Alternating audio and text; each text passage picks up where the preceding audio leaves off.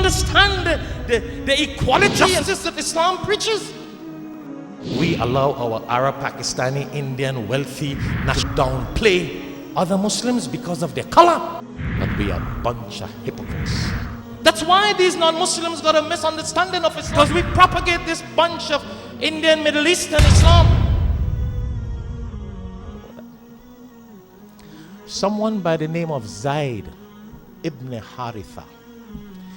Zayd ibn Harithah was a slave and got a long history behind him. Maybe Allah permits us in another khutbah we'll talk about him. I want to just touch the little story on Bilal radiallahu ta'ala, but I want to share this with you.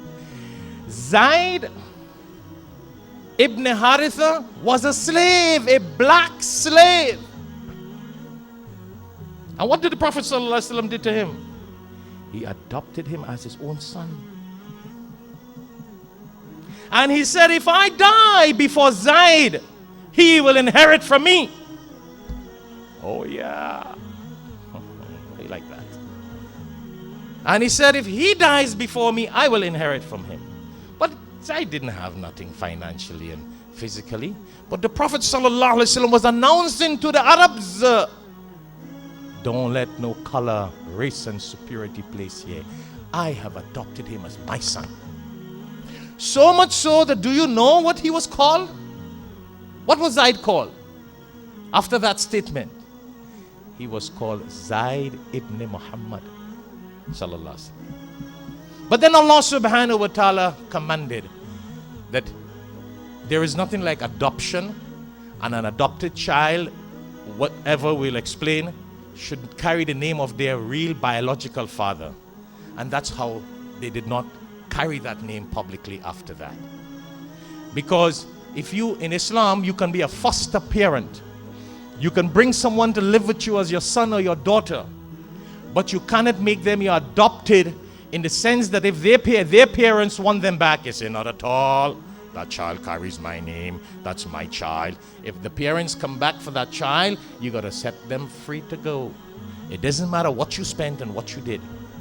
Because many years after, the parents of Zayd ibn Harithah were looking for him. And they finally found him, to cut a long story short, and approached the Prophet sallallahu alaihi wasallam for him. And the Prophet sallallahu alaihi wasallam, Zayd, here's your parents. Your choice is to go. And Zayd told his parents, I know you love me and you miss me and you care for me, because they were longing and dying for their son Zayd. But Zayd said, the fatherly love, the affection, the care. This is a black slave. Slave one, black slave. Some muhaddithin have said he was not only black, but he wasn't that appreciated to look at. I'm just telling you, I am not criticizing, I'm telling you how far they went.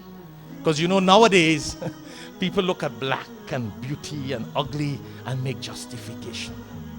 And our Muhammad sallallahu alaihi wasallam, one of the most handsome man that ever walked in earth, the Rasul of Allah, the Imam of the prophets, the leader of the leaders, he had no shame, no disgrace, nothing to be afraid of, but accepted a black slave to be his son, to live in his house. Allahu Akbar. That's the Islam. Which one of our Middle Eastern, Indian, Pakistani, Bangladeshi, Egyptian, so-called Muslims could do that today? We only talk Islam, but we are a bunch of hypocrites when it comes to the Sunnah of Rasulullah sallallahu alaihi wasallam.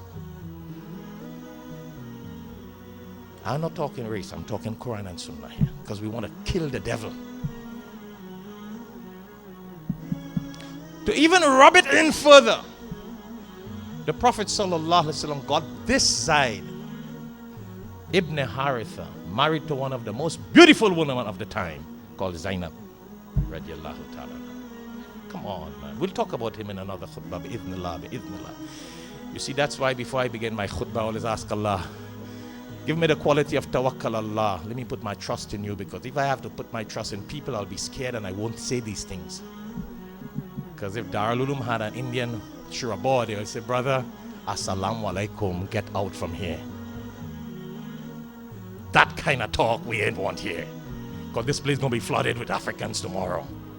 But I say, mashallah, that's the love of Rasulullah sallallahu alaihi wasallam. Son, this is not talk. His son.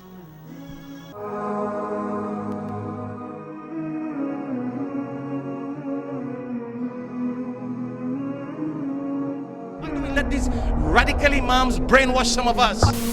We come here, we sit, we sleep in khutbahs, we don't get the message. That's why we miss it. He says, all I need you to be grateful. Allah Akbar. Are you telling me Allah subhanahu wa ta'ala will not protect the prestige of Muhammad sallallahu alaihi wasallam? Only living for business. That's all our dream. Let me see who shall save you now.